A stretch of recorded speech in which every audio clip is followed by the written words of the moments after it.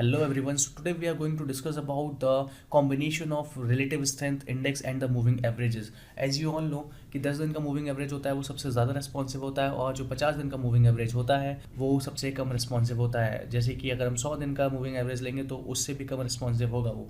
आपको अगर trade initiate करनी है तो देखिए सबसे पहले तो मूविंग एवरेज का काम क्या होता है कि जब तक ये मूविंग एवरेज के ऊपर रहेंगी कैंडल्स या फिर प्राइस मूविंग एवरेज के ऊपर रहेगा तो बुलिश फेज में रहेगा, और जब ये मूविंग एवरेज के नीचे आ जाएगा तो ये बियरिश फेज में आ जाएगा। तो जब ये बियरिश फेज में होगा तो आपको बुलिश ट्रेड इनिशिएट करनी है।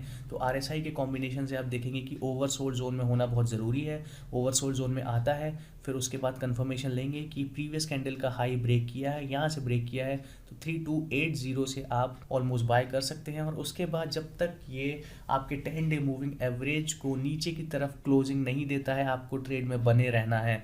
तो यहाँ पे क्लोजिंग दी क्या नहीं, यहाँ से फिर वापस